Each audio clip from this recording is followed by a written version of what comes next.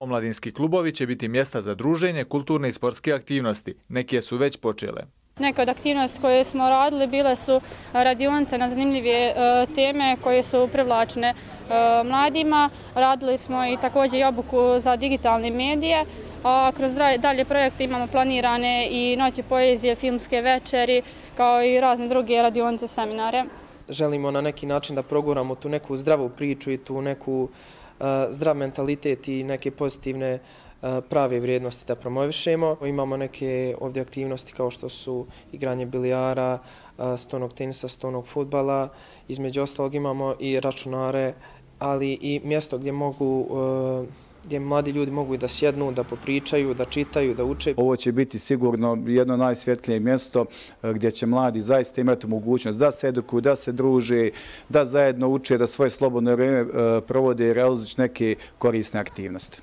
Istraživanja pokazuju da mladi smatraju da imaju veoma mali ili nikakav utjecaj u vlastitim zajednicama. Uloga klubova je da pomognu mladima da se izraze i pokrenu određene procese. U Bratuncu isto tako u procesu registracije omladinske organizacije koja će pokrivati Bratunac i Srebrenicu.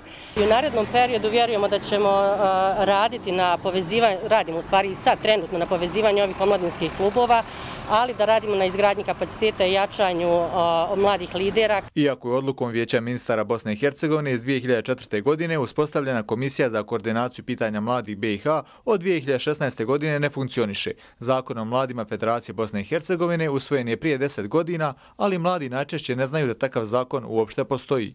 Sve lokalne zajednice u oba entitete i Brčkoj distrikt su obavezne da donesu strategiju za mlade osobe. Nažalost, takva praksa nije učestala, nego ovisno je koliko se mladi kroz nevladin sektor izbore da se takva jedna strategija i donese. Mladi u Bosni i Hercegovini čine petinu stanovništva, ali zbog visoke nezaposlenosti i nedovoljnih mogućnosti za razvoj, veliki procenat mladih svoju budućnost vidi izvan Bosne i Hercegovine.